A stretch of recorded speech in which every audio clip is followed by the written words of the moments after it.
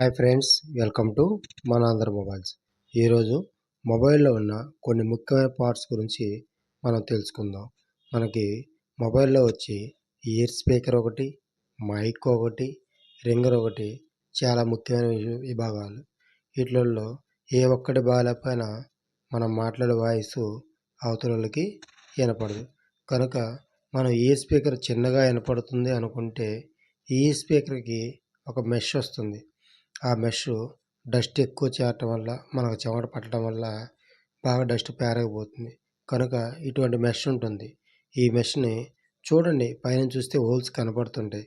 ఒకవేళ కనపడకుండా ఇబ్బందిగా ఉంటే దాన్ని మనం పళ్ళు తోముకునే బ్రష్తో పెట్రోల్ అతికిచ్చి క్లీన్ చేసుకుంటే నీట్గా వస్తుంది.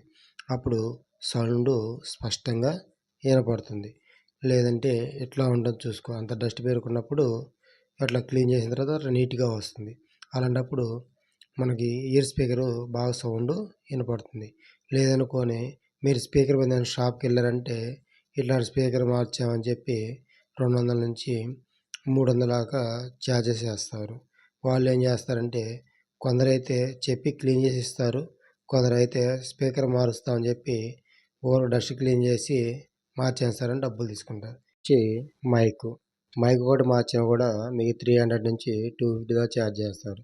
కనుక మైక్ పోయినప్పుడు మైక్ అవుట్ కాకుండా సబ్ బోర్డ్ అని సపరేట్ బోర్డు వస్తుంది. ఆ బోర్డు మార్చుకుంటే మైకు ప్లస్ దానిలో ఛార్జింగ్ పిన్ను, సిగ్నల్ సంబంధించిన కొన్ని ఎక్విప్మెంట్స్ వస్తాయి. ఈ విధంగా మీకు ఇంకా క్లియరెన్స్గా ఉంటుంది వాయిస్, ప్లస్ మదర్ బోర్డులో ఇబ్బంది ఏమి ఉండదు. కనుక ఎప్పుడైనా ఇట్లాంటి చిన్న చిన్న ఇబ్బంది వచ్చినప్పుడు ఇవి గుర్తుపెట్టుకొని చేర్చుకోండి. ఇంకపోతే మనకి నెక్స్ట్ వచ్చి రింగర్ వస్తుంది. రింగర్ అయినప్పుడు రింగర్ ఒకటి మార్చకుండా రింగర్ కిట్ వస్తుంది. కిట్ తీసుకొని మార్పించుకోండి. ఎందుకంటే రింగర్ ఒకటి అయితే 200, 150కే వేస్తారు.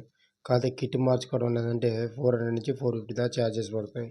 అయినా రింగర్ ఒకటి మార్చుకుంటే బ్లర్ సౌండ్ వస్తుంది. అదే కిట్ మార్చుకుంటే మీకు ఒరిజినల్ ఎలా ఉందో అలా సౌండ్ వస్తుంది. దయచేసి ఈ చిన్న చిన్న విషయాలను గమనించి మోసపోకుండా